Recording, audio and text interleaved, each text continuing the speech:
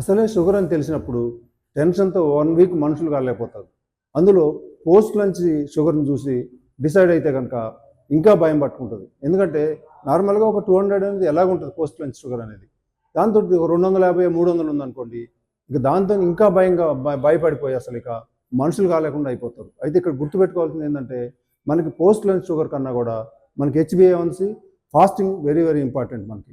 ఎందుకంటే డిసైడ్ చేసి ఈ 2 కానీ అది కాదు. ఎందుకంటే ఇప్పుడు మనం కార్బోహైడ్రేట్స్ హైయెస్ట్ కార్బోహైడ్రేట్స్ ఉన్న ఫుడ్ తీసుకున్నాం అనుకోండి, అది 300 ఉంటే కనుక మనం హైయెస్ట్ ప్రోటీన్ తీసుకుంటే అది తక్కువ ఉంటుంది కదా. ఆ లాజిక్ మనం అర్థం చేసుకోకుండా భయపడిపోయి దాన్ని చూడంలోనే షుగర్ అని దాన్ని చూసి కాదు. మనకి ఈ 3 కలిపి అంటే HbA1c, ఫాస్టింగు, మనకి పోస్ట్ లంచ్ కూడా ఈ 3 కలిపి చూడవచ్చు. లేదా పోస్ట్ లంచ్ లేకపోయినా పర్లేదు, కానీ ఈ 2 చాలా ముఖ్యం. అందుకని దాన్ని చూసి డిసైడ్ చేసుకొని భయపడిపోవటం అనేది అట్లా చేయకండి.